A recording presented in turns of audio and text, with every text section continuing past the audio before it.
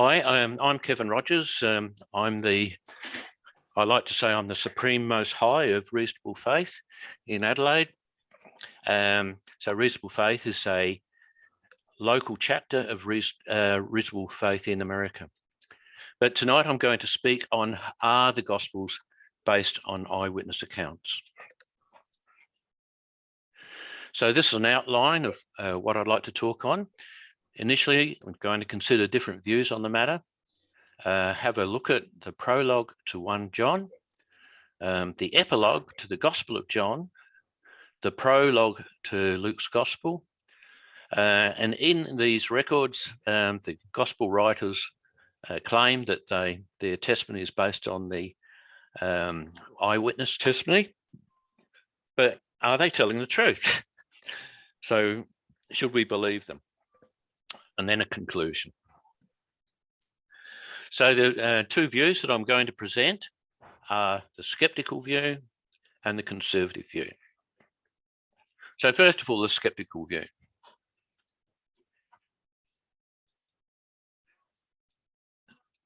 Right, okay. The skeptical view is that the original eyewitnesses disappeared from the scene fairly early after the Jesus ministry. And the stories were then passed on by oral tradition. And as the stories were passed on, they got distorted and embellished by a process of Chinese whispers, as kind of depicted in the picture here. Eventually, the stories were written down to meet the needs of the church at the time. And there's a German reference to this. It's called Sitz im Leben, which means situation in life. And so when it talks about situation in life, it's talking about the situation in life at the time of writing, not at the time the events occurred. So, so the claim is that the stories are written down to meet the needs of the church at the time, rather than as a reflection of what historically happened. And so the claim is that the Gospels do not reflect what actually happened. So that basically is the skeptical view. So the more conservative view is that the original eyewitnesses pass on the message verbally, but there were early written accounts which actually based on the eyewitness testimony, and that the Gospels were written based on the direct testimony from or by the eyewitnesses. So the conservative view is that Matthew was an actual eyewitness, Mark was a companion of Peter and wrote his gospel based on eyewitness testimony from Peter. Luke himself was not a direct witness, but he consulted prior written accounts and spoke to eyewitnesses. And John claims to be a direct eyewitness. And we have this cartoon here. Okay, everyone, now listen carefully. I don't want to end up with 4 different versions of this. Well, that's what we got, and we're quite grateful that we have those 4 versions.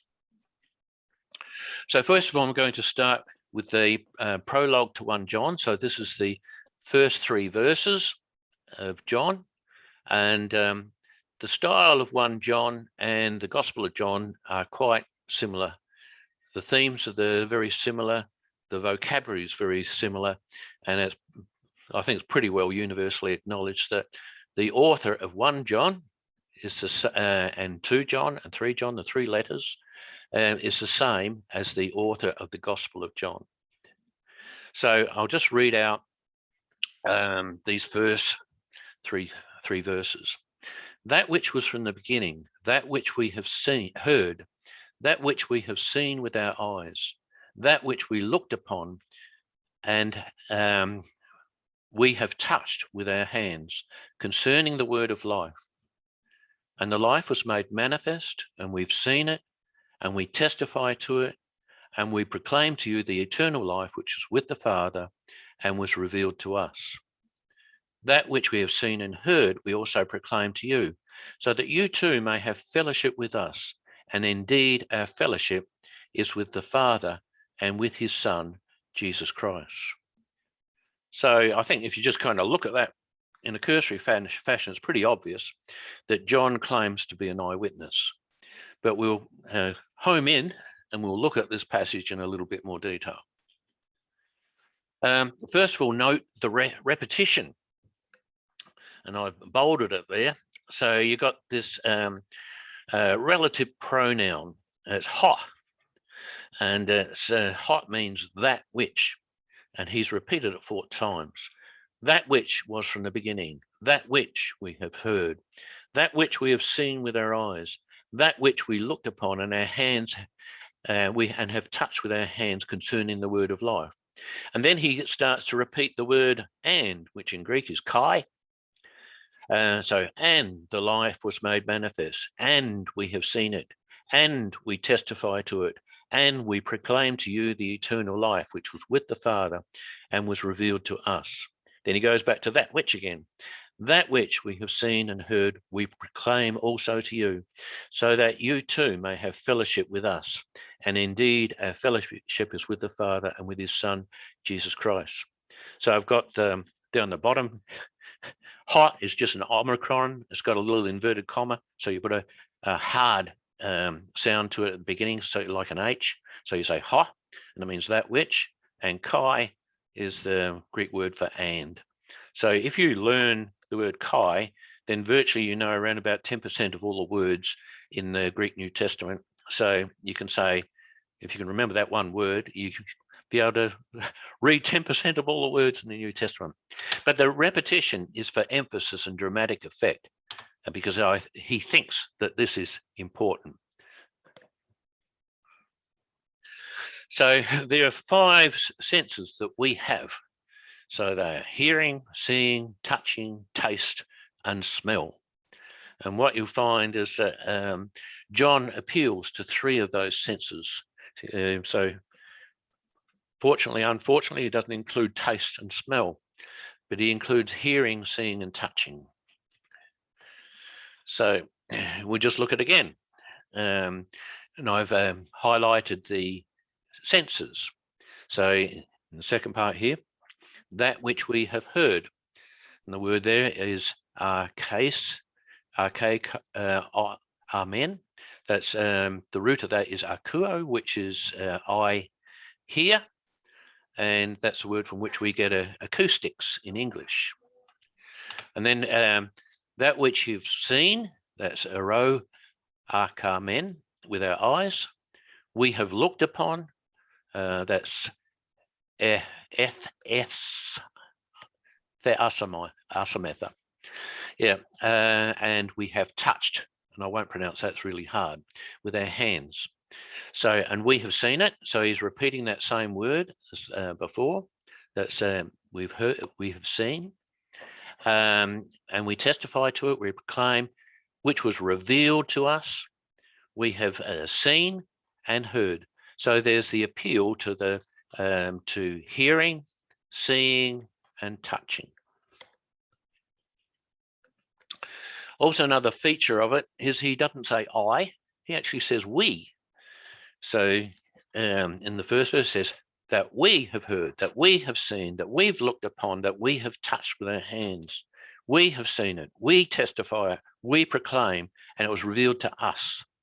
So we have seen, we proclaim, so that you may have fellowship with us.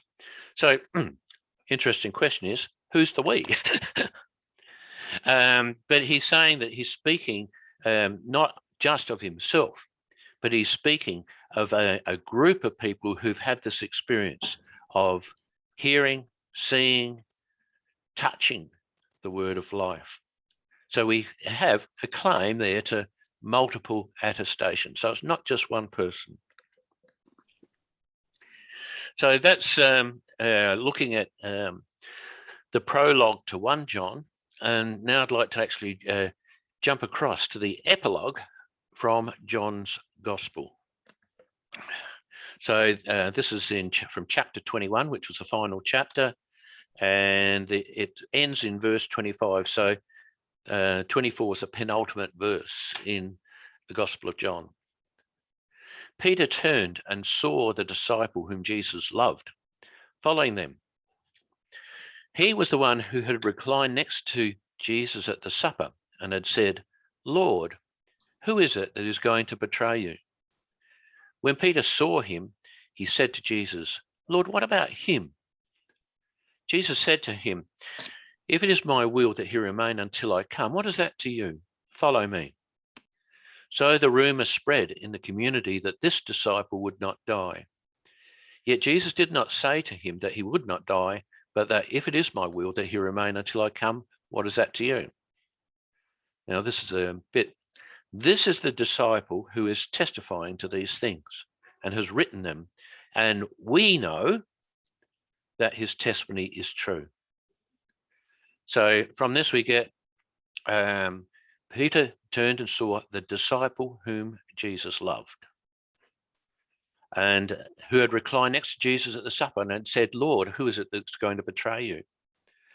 And then there's this kind of interlude, and then we have the statement, "This is the disciple who is testifying to these things and has written them, and we know that his testimony is true." So, so that is a direct claim that the Gospel of John was written by the disciple whom Jesus loved, and he is a direct eyewitness. So this is a statement in John's Gospel that the Gospel of John is direct eyewitness testimony. But an interesting thing is this little statement here at the end of verse 24, "And we know that his testimony is true." So what do you feel free to actually unmute yourselves at this point if you have an opinion or question on this matter. What do you make of this statement here? "We know that his testimony is true." Who's this we? What do you reckon? It was supposedly written in Ephesus, and there were the elders there, along with the Apostle Andrew, who had helped commission John to write the gospel at the time, and they knew John and were familiar with him, and they put their imprimatur at the end, verifying John as having written it and trusting him. Yeah. Anybody else?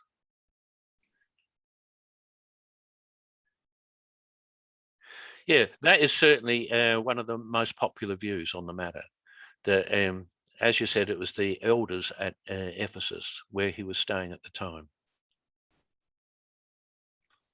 But like the other possibility is it might be the royal we, like we are not amused. But I don't think he was speaking as the Queen. So it's most likely that is what you say, that it's the elders at Ephesus. Now, the disciple whom Jesus loved. The disciple whom Jesus loved is mentioned 5 times in the Gospel of John. He's mentioned at the Last Supper, as it was indicated in that previous passage, and asked the question, "Who is going to betray you?" He was with Jesus at the cross and with the mother of Jesus at the cross. He was with Peter when Mary Magdalene reports that the tomb is empty. He was with Peter when Jesus appears to them at Lake Galilee. And he's also mentioned as the author of the gospel. So he certainly qualifies. So if he was present at these events, he certainly qualifies as an eyewitness. So John claims to be the eyewitness of the Gospel of John. So the issue is he telling the truth?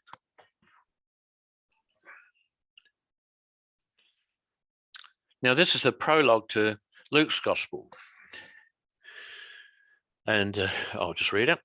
"Inasmuch, or as, or since, many have undertaken to compile a narrative, which is a historical account, of the things that have been accomplished among us, just as that those who from the beginning were eyewitnesses and ministers of the word have delivered them to us. It seemed good to me also, having followed all things closely for some time past," which can also be translated, "having investigated all things from the beginning, to write an orderly account for you, most excellent Theophilus, that you may have certainty concerning the things that you have been taught." So just a few notes on it. So where it says just as that those just as those who from the beginning were eyewitnesses and ministers of the word. That's the Greek word kathos, which it more explicitly means in the same manner that. Those who from the beginning were eyewitnesses and ministers of the word. I should have actually put the bracket after the that instead of manner. So what that's actually meaning is that those who actually recorded the narratives did so in the same manner as it was delivered to them. So it was an accurate reflection of what they were told by the direct eyewitnesses. And right at the bottom in verse 4, that you may have certainty concerning the things you've been taught. So the word for taught is katekeo, from which we get the English word catechized. So it means by word of mouth. So Theophilus had been taught by word of mouth, and he was catechized. So basically taught to kind of repeat what he had heard. So an interesting question is, what did Luke do? So the ESV kind of puts it in a bit of a loose fashion. It says, having followed all things closely for some time past. And other translations are kind of a bit more definite. It says, I myself have the NIV says, I myself have carefully investigated everything from the beginning. The NASB says, having investigated everything carefully from the beginning. American Standard Version says, having traced the course of all things accurately from the first. And the NRSV says, after investigating everything carefully from the first. So the ESV is a bit looser, and whereas the remaining translations imply that Luke was quite rigorous in what he did. So going up to the top here, did Luke follow all things closely for some time past, or investigate everything carefully from the beginning? So if you look at the meaning of the Greek words and their what's called their semantic domain, so both versions are grammatically valid. But what did Luke actually mean? And so quite often, if you kind of look at meaning of words in the New Testament, you should actually consider the context. So you ask yourself the question, which version would give Theophilus more certainty? Following things closely for some time, or investigating everything carefully from the beginning? So I'd say that investigating everything carefully from the beginning would be better to provide Theophilus with certainty of what he'd been taught. So I'd say the majority translations are more likely than the ESV. But if you examine the process or the stages, the steps that Luke presents in his prologue.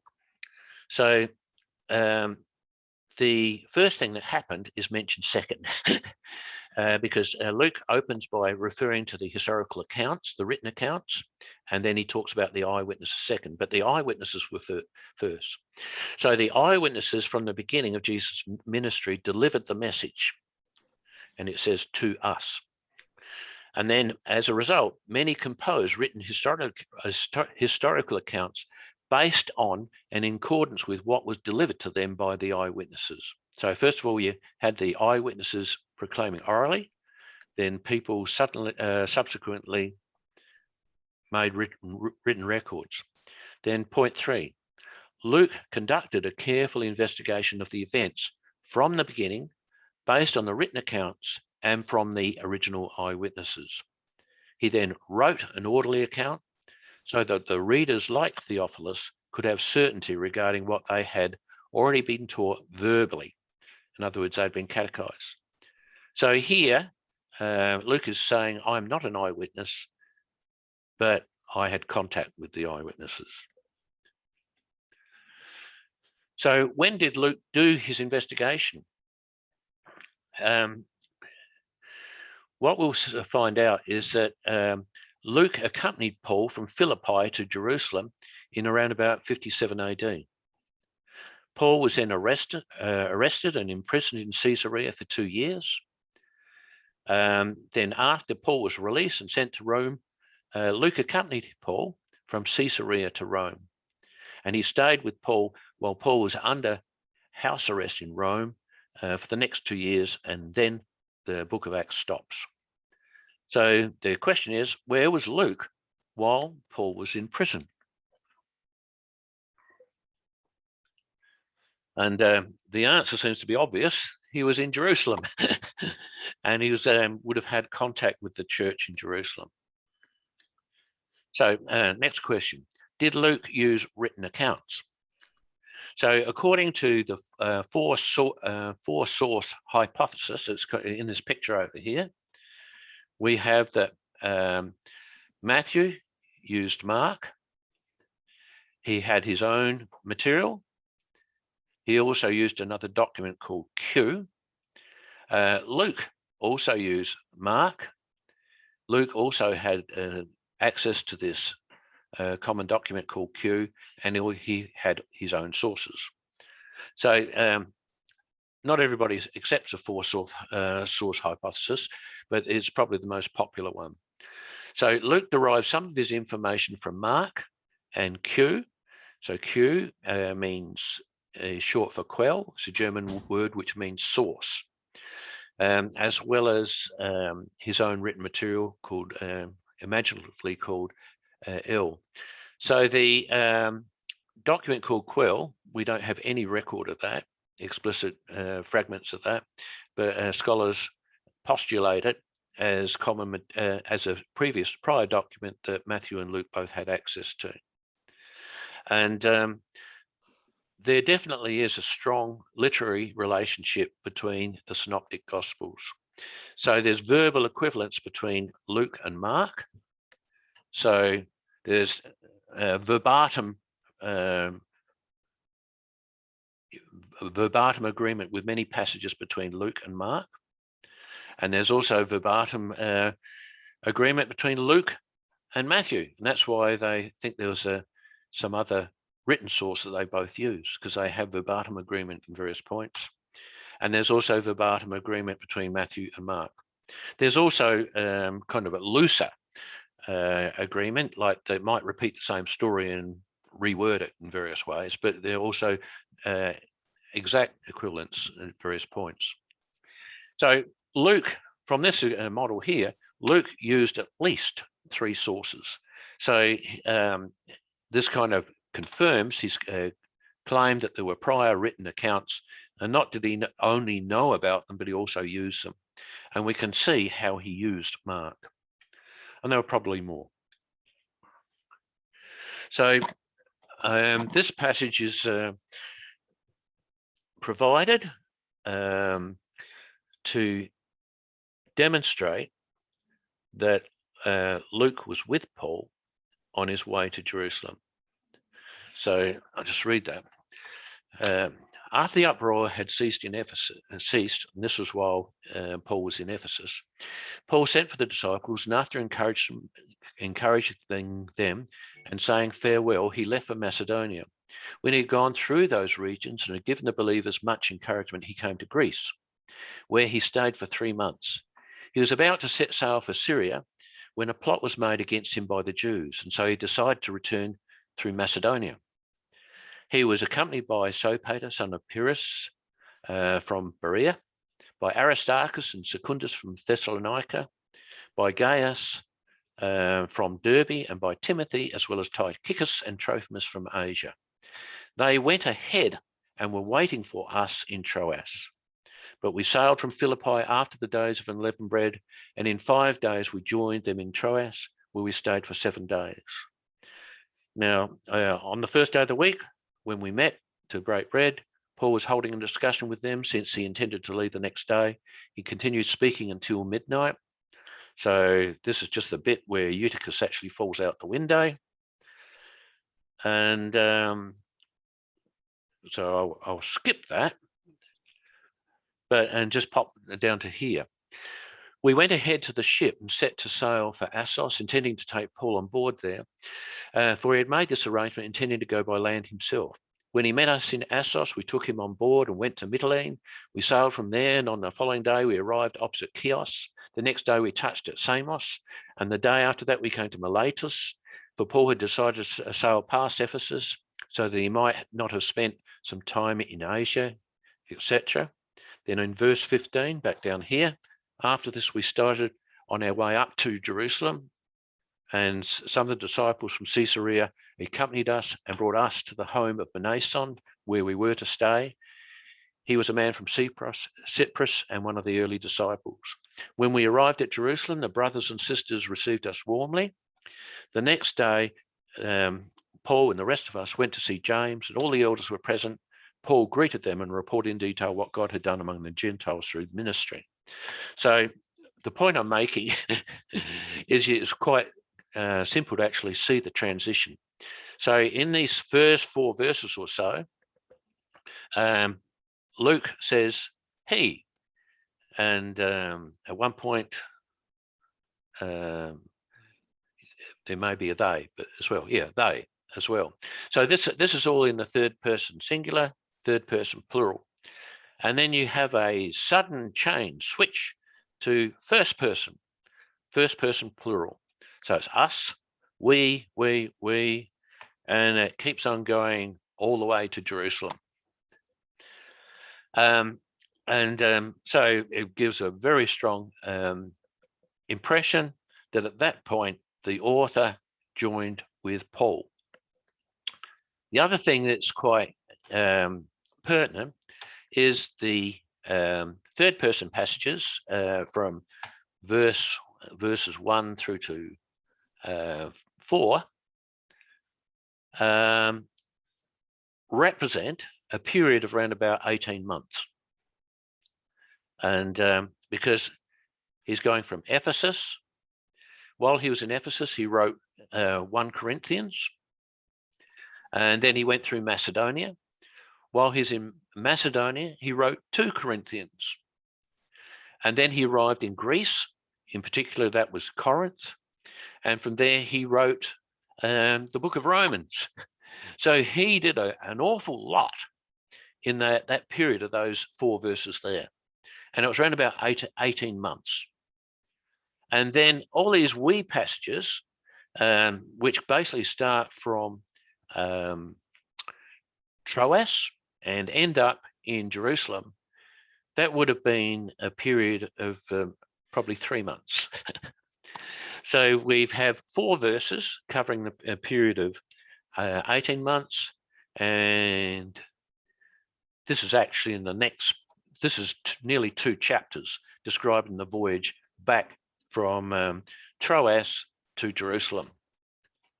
In particular, if you actually kind of look at this bit here, it's describing the various islands and spots along the west coast of Turkey where he stopped, and pretty well nothing happened. It's just a kind of a trip, a description of a ship voyage. And so the 2 passages are entirely disproportionate. So you have 4 verses which included a period of 18 months where Paul did some enormous things and Luke skims over it. And then he goes into gory detail on events that only took a few days, in which nothing happened. And the reason why there's this disproportionate change is because in the verses 1 to 4, he wasn't there. And and from there on, for the next 2 chapters, he was. So he goes into gory detail about it. So it gives a very, very strong impression that Luke accompanied Paul from Troas back to Jerusalem. And I've got some, where is it? Just to give you an idea from maps. I'll just go here. 20.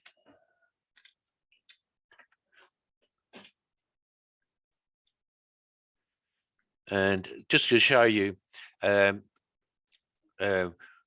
where people were going. So here Paul starts in Ephesus, goes up through Macedonia. In the book of Romans, we know he actually reached Illyricum, which is on the western side of Macedonia. And this kind of shows it in more detail. So this extends that area. Here he goes from Macedonia, goes down into Corinth, stays there for 3 months, and then returns back through Macedonia to Philippi. Then he goes from Philippi to Troas, and Luke joined. Luke was in Philippi, but he joined Paul at Troas.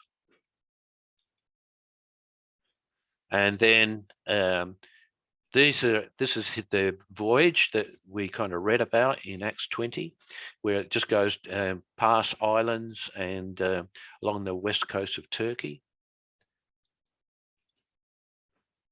And then they have the remaining voyage from there to Tyre.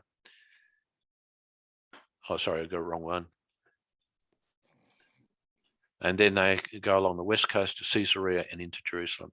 And it's we all the way.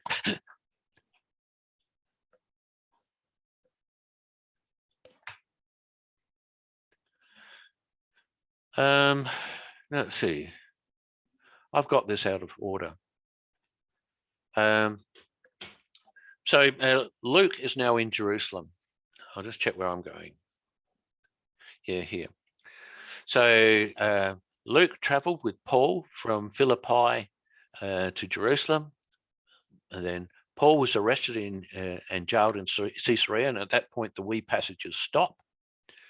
Then Luke accompanies Paul from Caesarea to Rome. So where was Luke during those 2 years? He was in Jerusalem. And so that was the perfect opportunity to talk to eyewitnesses in the Jerusalem church. So I've discussed Luke and John. I'll just briefly mention Mark and Matthew. So there's less internal evidence to support how Mark and Matthew wrote their Gospels compared with John and Luke. But the early church fathers tell us that Mark was a companion of Peter, and Matthew was also known to be a disciple of Jesus. But that when we say that Matthew seems to be an eyewitness, you kind of wonder, from the according to the documentary hypothesis, Matthew copied Mark. So why would an eyewitness copy a non-eyewitness? We might discuss that when the talk's ended. So it seems to be pretty plain that both John claims to be a direct eyewitness, and Luke claims to have access eyewitnesses, but are they telling the truth? So I'd just going to consider 3 examples where I think you can say that there's fairly strong evidence that he was telling the truth. They were telling the truth. So that's feeding of the 5,000, examples of eyewitness testimony, and also the issue of difficult verses. Feeding of the 5,000, I've already talked about this in a previous talk, but feeding of 5,000 is recorded in all 4 Gospels. And we can actually look at different perspectives of various aspects of the feeding of the 5,000 from the 4 Gospels. So what time of the year was it? Mark says that many were coming and going. Matthew, Mark, and John says there were much green grass. John says it was the time of the Passover. So the time of the Passover is our Easter because Jesus was crucified during the Passover. And so Easter is late April, early May. It's in the southern hemisphere, that is autumn. In the northern hemisphere, that is spring. So the many coming and going was a characteristic of Passover time. For Passover, many people visited Jerusalem, And the many coming and going refers to Capernaum area, which is on the west side of Lake of Galilee. And a lot of people would have been going through that route during the Passover. John says it was the Passover, and Matthew, Mark, and John all record that there was much green grass. So spring after the winter rains, and so that is the period of the year where you get a lot of green grass in the Galilean area. So they kind of all different aspects which affirm the same time of the year. So how many people were there? Well, Matthew makes this kind of sexist remark, says there were 5,000, not counting women and children. And why did he say that? Was he just a sexist pig, or was there a reason behind it? Well, Mark and Luke said that the people sat down in groups of 50s, and Luke said 50s or 100. And so that was how they were easily counted. But John makes a statement that only the men sat down. And so that kind of explains why Matthew said there were 5,000 there, not counting women and children. So it was not kind of a sexist remark. It was just a statement that the men were easily counted because they were the ones sitting down in groups of 50s. Now, yeah.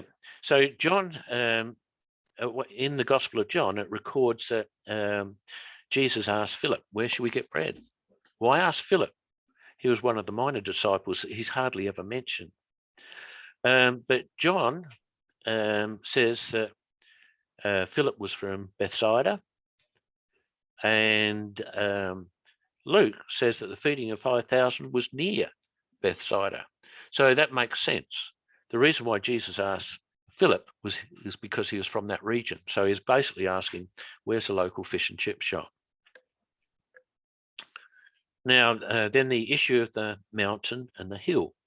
John makes a statement that the feeding of 5,000 was on the mountain. No other gospel writer, none of the other three gospels mention that the feeding of the 5,000 was on the mountain. But after the feeding of the 5,000, Jesus kind of put the disciples in the boat and sent them off back to towards Capernaum. And then both Matthew and Mark then state that Jesus then went up onto the mountain to pray. So there's other references. So that kind of supports the fact that there was a mountain in the vicinity where the feeding of the 5,000 occurred. Then there's the issue, where did they land after returning? So the disciples sailed across the lake. They got caught in the storm. You had the Jesus walking on water incident. And but Matthew and Mark then said that they landed at Gennesaret. But John says they landed at Capernaum. And said, aha, a contradiction. Can't be reliable. But the Gennesaret and Capernaum are actually within 2 kilometers of each other. They're within eyesight. So it looks as though the gospel writers are just approximating. Matthew and Mark, so the boat probably landed partway between Gennesaret and Capernaum. And so a couple of writers said Gennesaret and one said Capernaum. So it's kind of supportive rather than conflicting. So I go with, I've been through this in far more detail in another video, and that's the address where you can find it. Another one example is of eyewitness that seems to give the impression of eyewitness testimony is at the cross. So these are 3 verses from that era. Verse 25, this is from John 19, 25 to 27. Near the cross of Jesus stood his mother's sister, Mary, the wife of Clopas, and Mary Magdalene. When Jesus saw his mother there and the disciple whom he loved standing nearby, he said to her, "Woman, here is your son," and to the disciple, "Here is your mother." From that time on, this disciple took her into his home. So this is something I haven't realised, but a pastor friend of mine kind of pointed this out around about a week ago. In verse 25, only the women are mentioned as primary witnesses. So near the cross stood his mother's sister, Mary, the wife of Clopas, and Mary Magdalene. But he doesn't mention the disciple whom Jesus loved.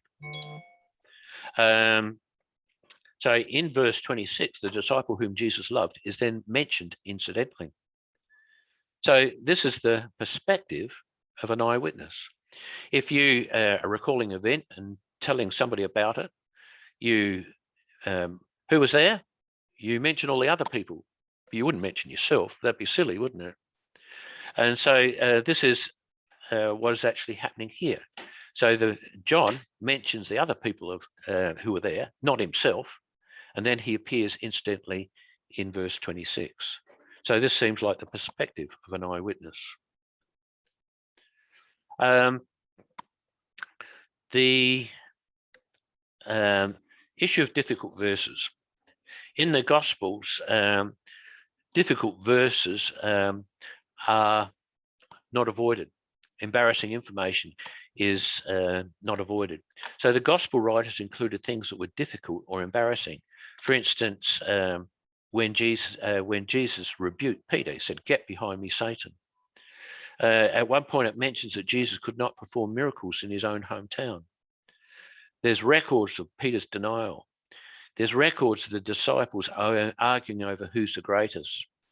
And then at one point, Jesus says that no one knew when he was coming, and he didn't even know when the second coming would take place, only the Father. And there's stories which have kind of brought criticism on Jesus, such as the cursing the fig tree. So the Gospels do not kind of hide negative aspects. They don't kind of say how wonderful the disciples are. It shows all their flaws as well. So it's kind of a realistic view of the world. I skipped over this. Also, this is something that Steve White pointed out to me. And this is from Luke's Gospel, where it says, this is around the birth of Jesus. It says, so they hurried off and found Mary and Joseph and the baby who was lying in the manger. When they'd seen him, they spread the word concerning what had been told about this child, and all who heard it were amazed at what the shepherds said to them. But Mary treasured up all these things and pondered them in her heart. And the point that Steve was making is that this is kind of a very personal statement, which is characteristic of, you'd expect this as Luke got that from a direct conversation with Mary.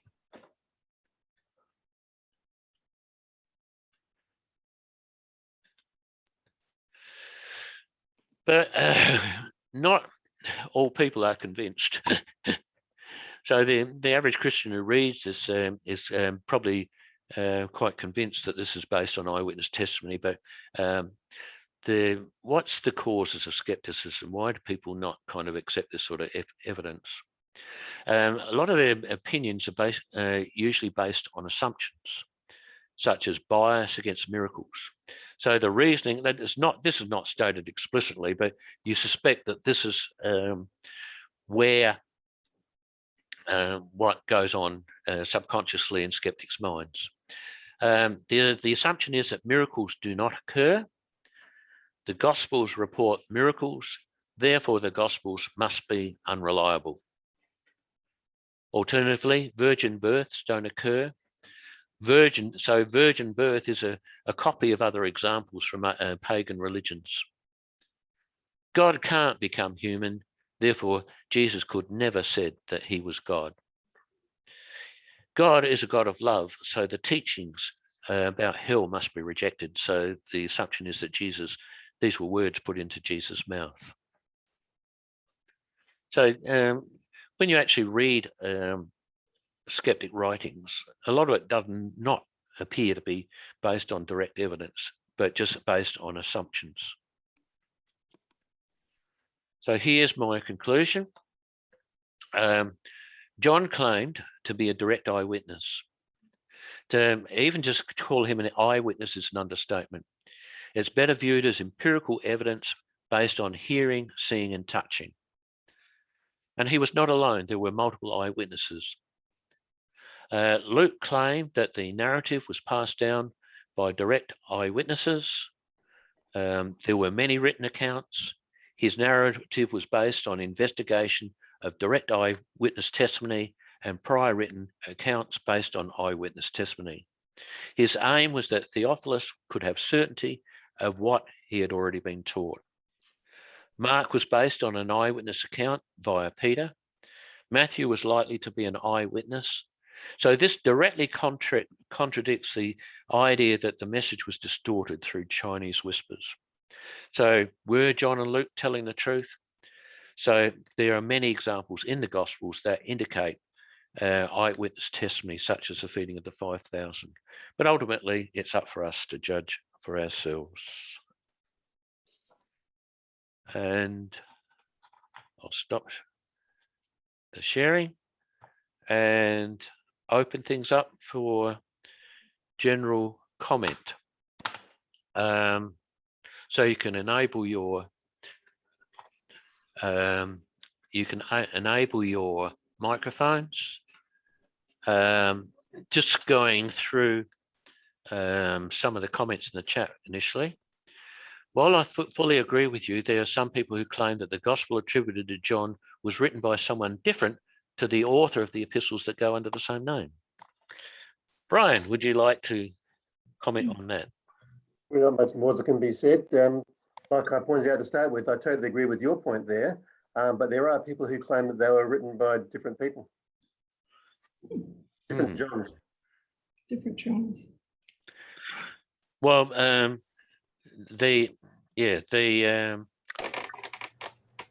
neither documents actually explicitly identify themselves as John.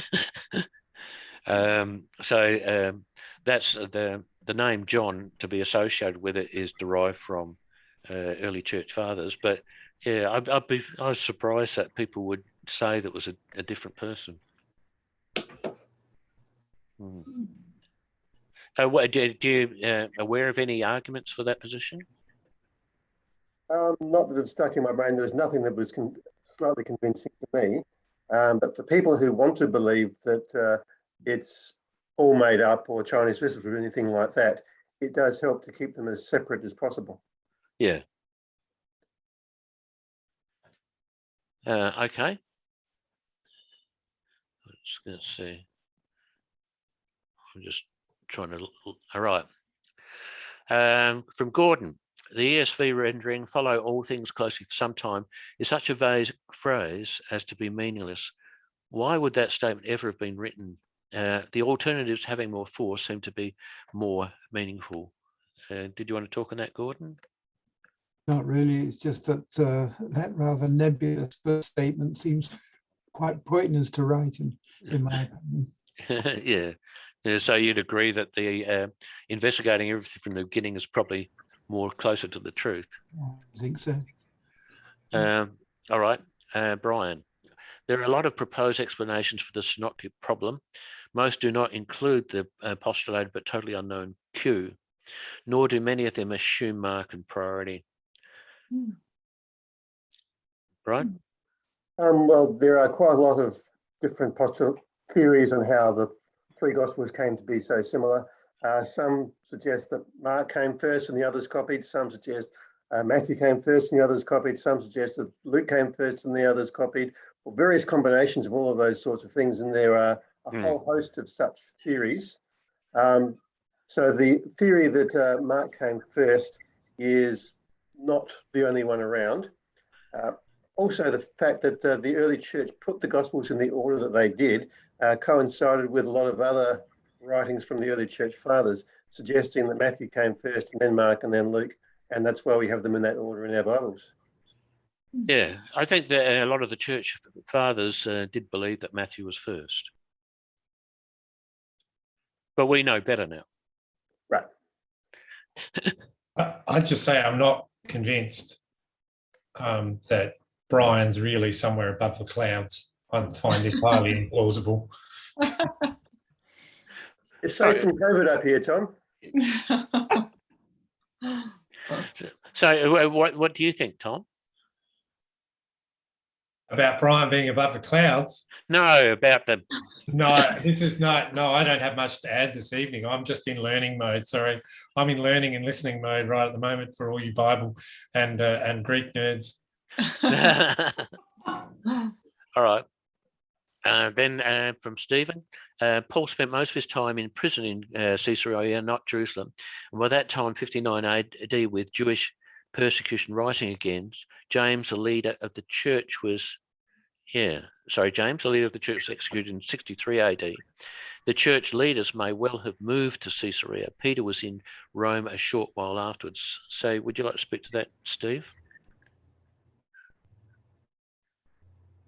Only there was the comment that Luke may have spent time in Jerusalem because Paul was there in prison. Well, really he wasn't. He was down in Caesarea.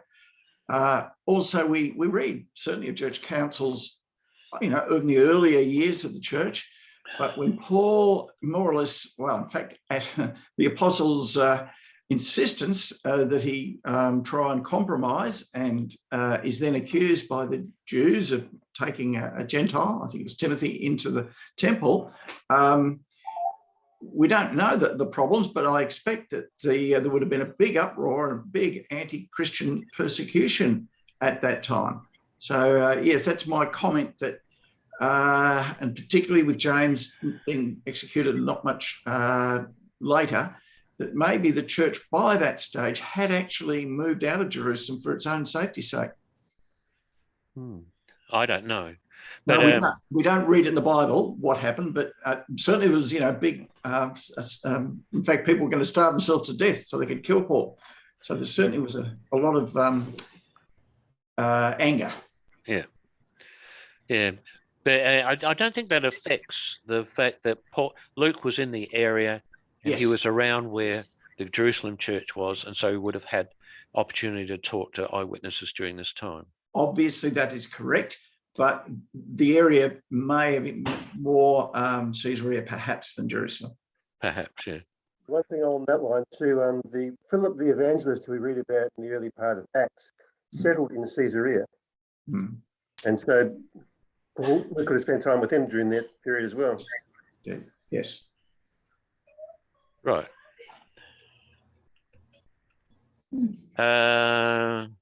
Right. Maps always make things a whole lot clearer. I'm glad that was helpful. Just a compliment for me. I always find looking at maps and seeing where the actual places are tend to make the whole thing come to life a whole lot more. Instead of just being vague pictures in the brain. Right. Okay.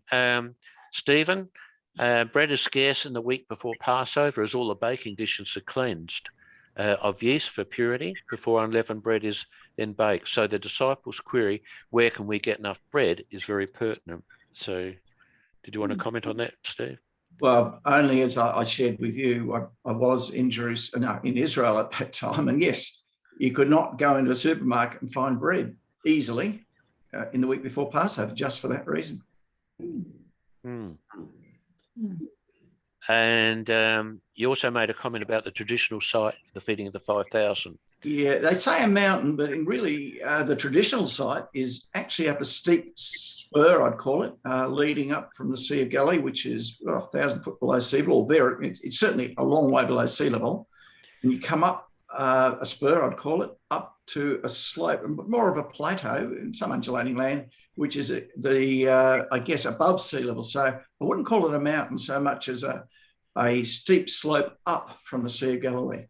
Yeah. Maybe it's a mountain if you have to climb it. Yeah, it's a mountain if you have to climb it. You're right, but it's not. It's not a snow-capped peak or anything like that. I think the only mountains in that part of Israel are right on the eastern side. Correct. They were all this scene is taking place on the western side. Yes, correct. I think. Well, yeah. The side is on the north. Yeah. Yes. North. But the traditional site, look, I don't know. People have worked it out. But the traditional site is a little bit north of Tiberias, probably. I don't know. 20 kilometres north of Tiberias as you're getting up toward Bethsaida. Mhm. Because after that, then the disciples went down to the boat and then they crossed to the other side and Jesus walked on water to get to them.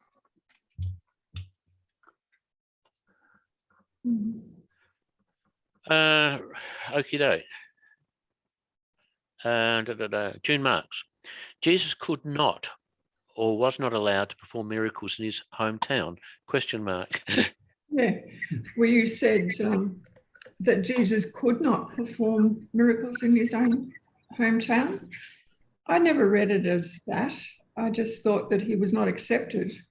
And, you know, a prophet is never accepted in his hometown. I mean, that's the same. So did he try to perform miracles and couldn't do them? I'm not sure, but it says he could not because of their unbelief. Okay, yeah. They're an exception, though. I seem to vaguely remember there was except for something or other. I forget the details. Yeah, a couple of minor ones, but not a lot. Yeah, I think it said it could not perform many miracles because of their unbelief. Yeah, so it wasn't as though somebody stopped him. Yeah. Yeah. Thank The you. incapacity was on behalf of the people, not on behalf of Jesus. Mm. Then Brian, it is interesting to note that when Jesus was on the cross, put his mother Mary under John's care, John's actual mother was there also. You've got to read the stories in all four of the Gospels and put them all together to see that. But yeah, it's just fascinating side note. That's awkward. You're doubling up. Yeah. All right. And that's the end of the chat. So it's open slather now if you'd like to ask questions or make comments.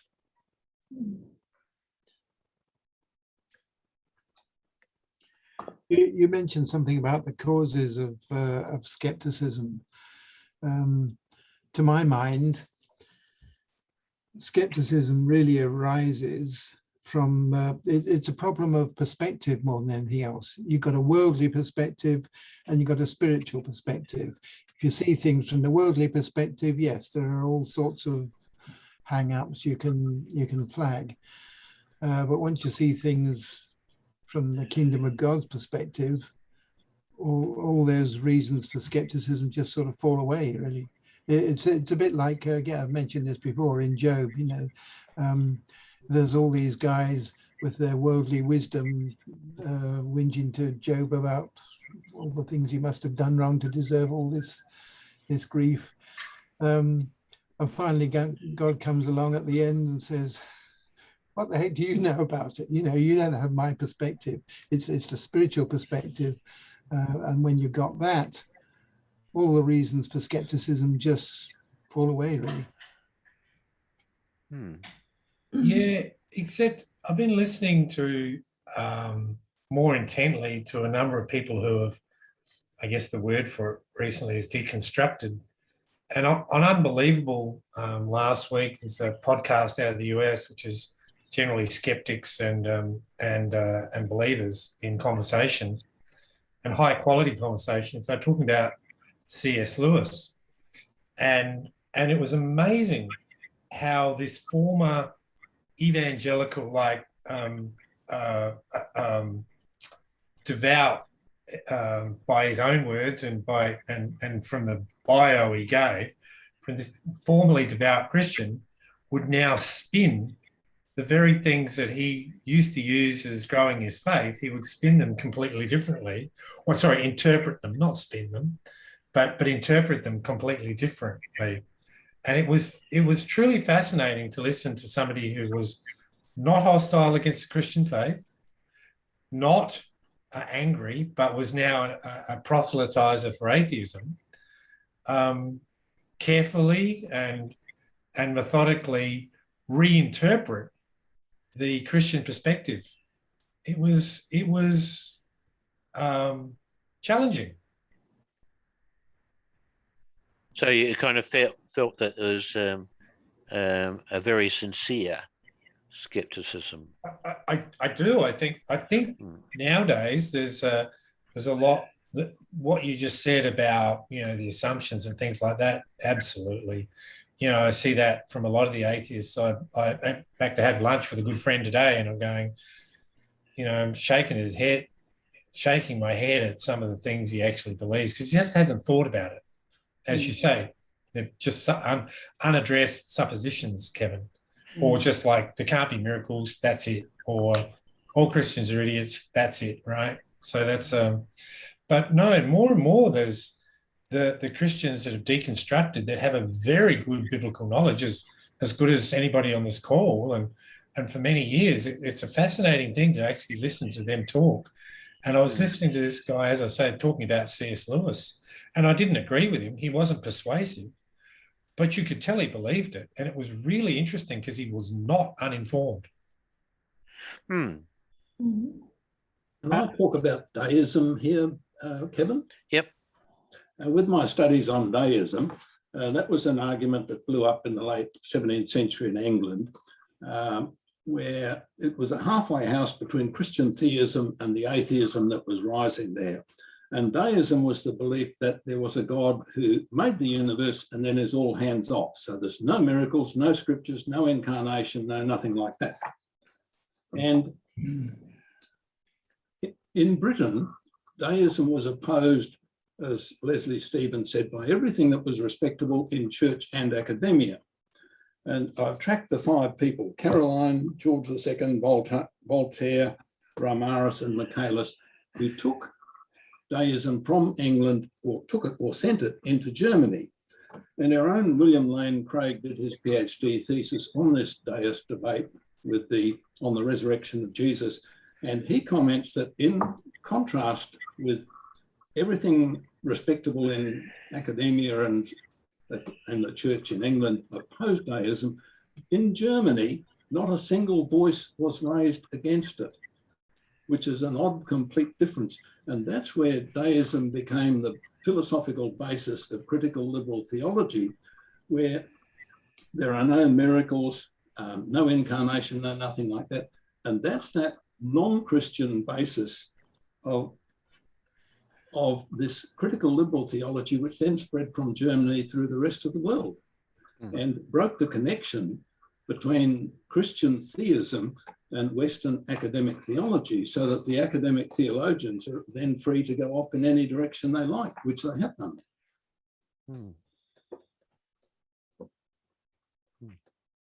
By the way, our own Mark Worthing had the same supervisor in Germany, Pannenberg, that William Lane Craig had. And I was able to introduce the two to each other there in that South Parklands meal that we had some years ago. Right.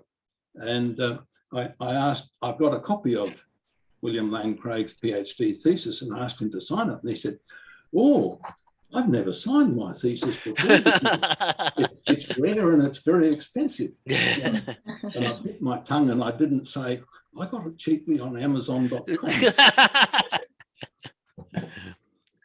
Well, I just submitted my thesis. I'm not sure anybody wants to get my signature on it. Right. Yes, in Germany, you don't get your PhD until your thesis is published. Right. You don't get the paperwork to say you've got a PhD until it is actually published. I don't want to hear this, Leonard.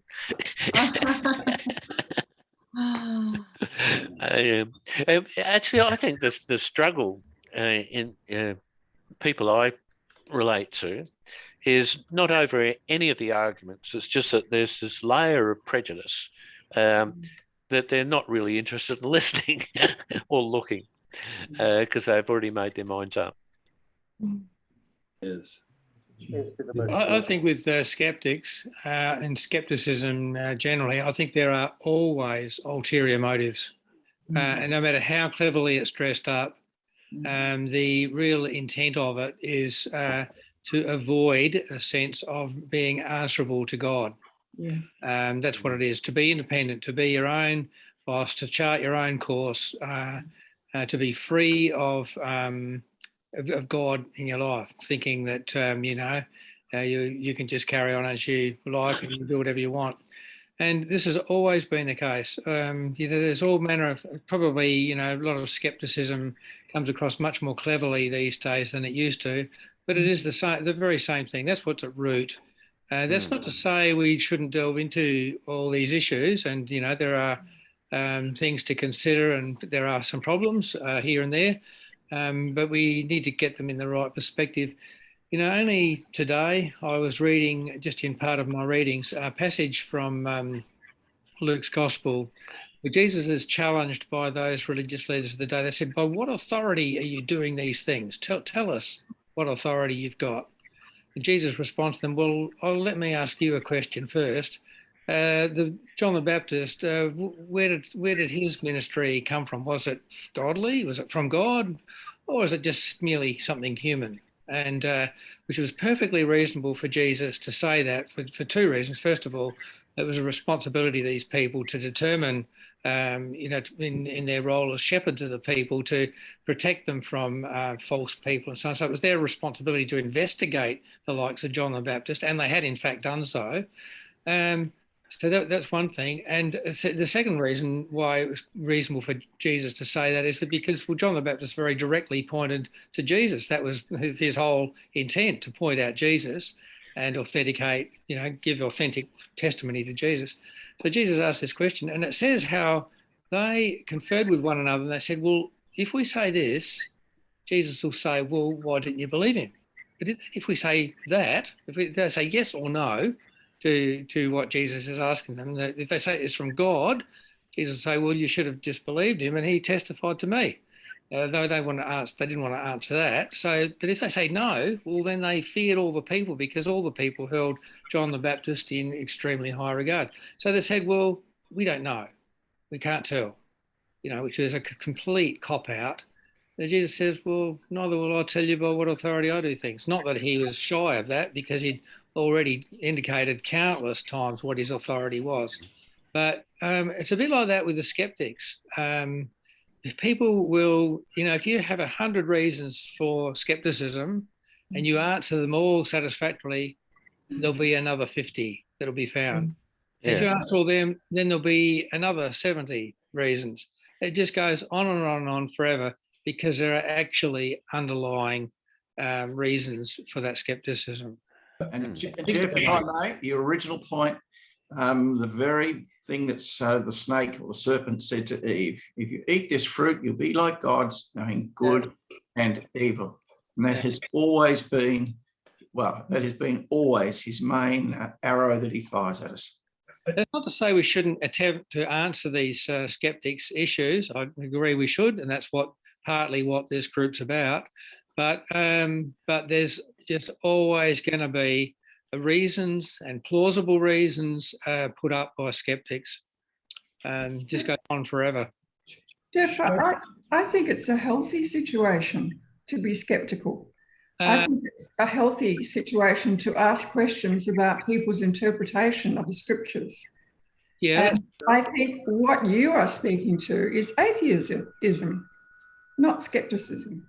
But then you might have a different understanding of the meaning of skepticism in this regard. But I would say it would be very sad to shut out the questioning of the scriptures. I agree with you, June, that yes, we should have inquiring and questioning minds, but it's there's a difference. I see it between what's driving a lot of skeptics. And it's probably wrong to call it skepticism, from the point of view that it's not. It's just hard-nosed prejudice. It's not inquiring at all. We shouldn't be gullible either, and I shouldn't just accept something just because someone I like says so. That's true. But what about the genre? I'm going to agree with June here. I'm not disagreeing with what you're saying in the main, but I think as I've researched more and more, because I think, as I've said before, my desire is to try and challenge those young people to actually have good reasons before they leave the church, right? Because they're leaving unchallenged so many times, right?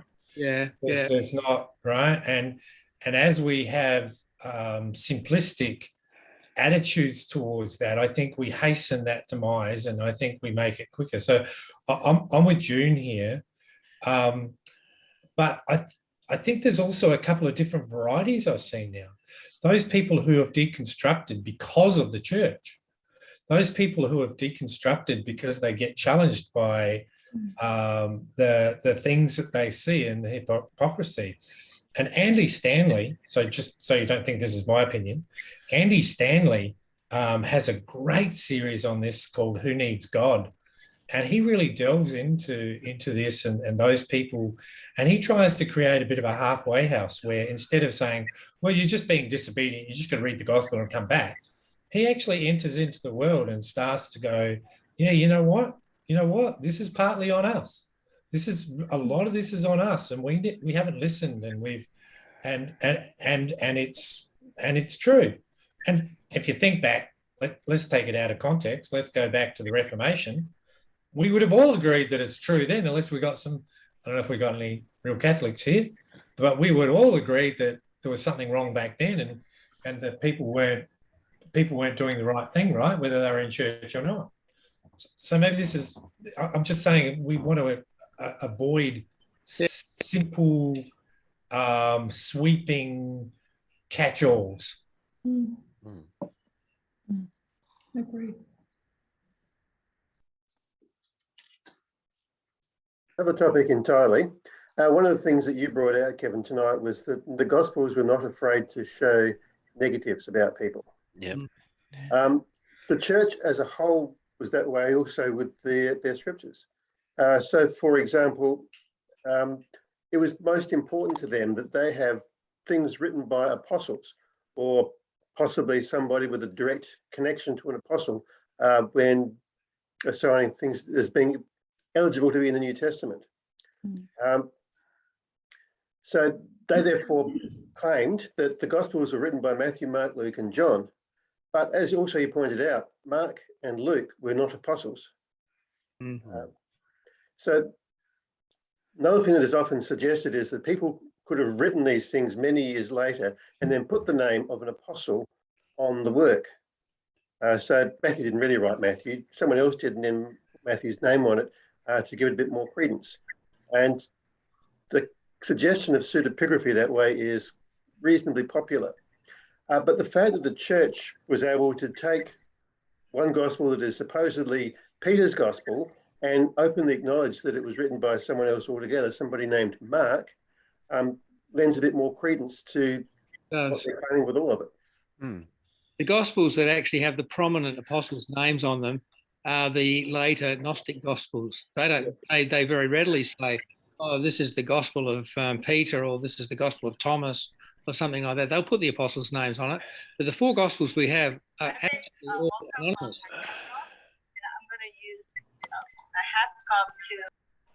Similarly, also, I suppose, the church was prepared to admit that they were not certain who wrote the book of Hebrews, but they still considered it to be something they wanted in the scriptures.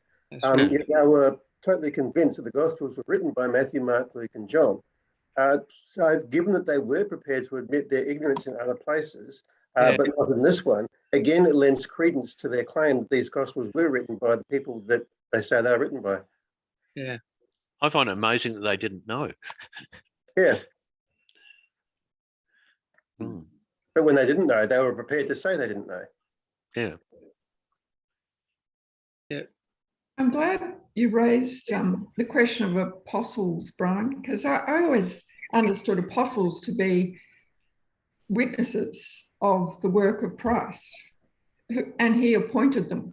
That's right. The only exception was Paul, and that was through the vision that he had through Christ after he ascended. So there seems to be two different definitions of apostle in use in the New Testament. One is the one that you mentioned there, and the other one is a more general one, such that people like Barnabas, for example, is referred to as an apostle, and a number of others at different points were referred to as apostles, with the idea that there could be other apostles in the church on and afterwards. Nevertheless, those apostles would not be in the same status as the original 12 but possibly plus Paul. Mm. Mm. Yes. Can I make a couple of comments about witnesses and records? I turned up at the emergency department to start the morning shift, and the night doctor said, well, interesting, I had these two fellows from some funny event down on the bottom end of the peninsula here. They'd gone camping and they're in a tent and something funny happened and they described this and that and the other. And she said, I knew they were both lying because they both told exactly the same story. And but the other thing is about what the words, the black and white words mean. I remember taking our old cathedral organist, David Swale, to teach then student organist David here how to play, forgotten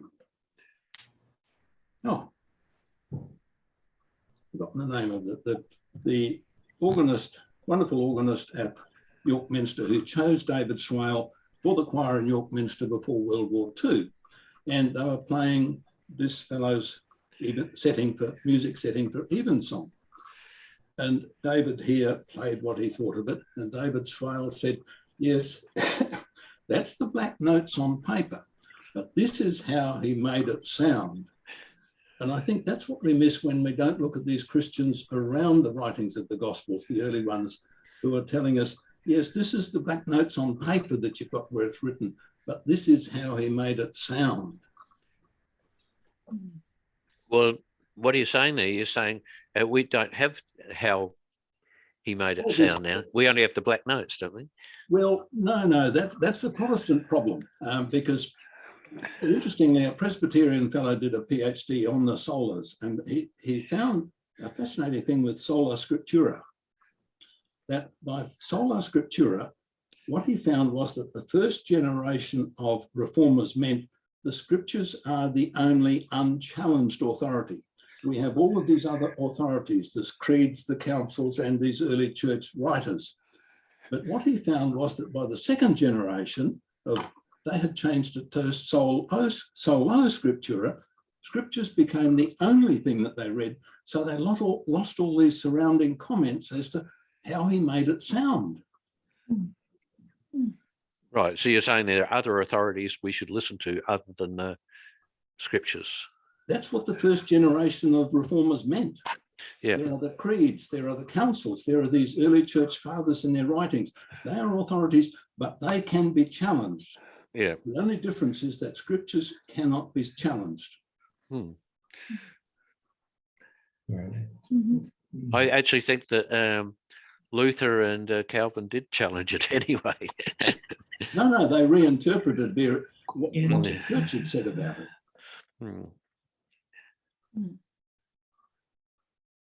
They didn't challenge the scriptures themselves.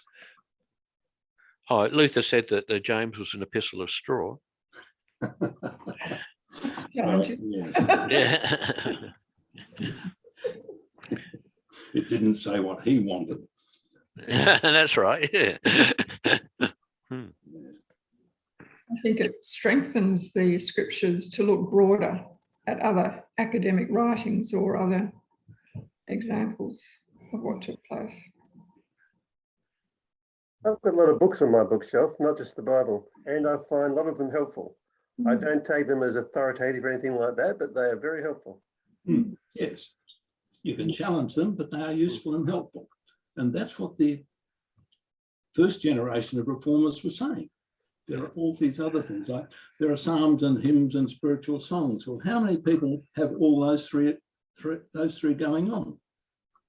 I hear that, but it was very interesting. The last councils, it was the Council of Carthage and others, could have added so much more to our New Testament, because by 200 years after the Gospels or the epistles were written, they had plenty of more material they could have added, but they chose not to. They did not add one iota to them, and that to me is a guidance that they. I mean, I'll get back to the point of Mary being a virgin. If it was, why isn't that mentioned in any of the writings that have been added to our New Testament? It's not. She appears, I think, in the the first chapter of Acts, never mentioned again. And yet we have this doctrine of a virgin and we should pray to her. Where did that come from? And that's why I'm worried about anyone that adds to what the first church, indeed the first 300 years of the church, did when they selected the canon of Scripture.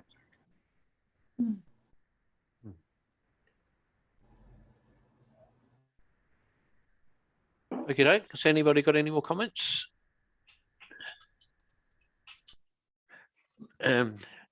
Okay, at this point, I'll stop the recording.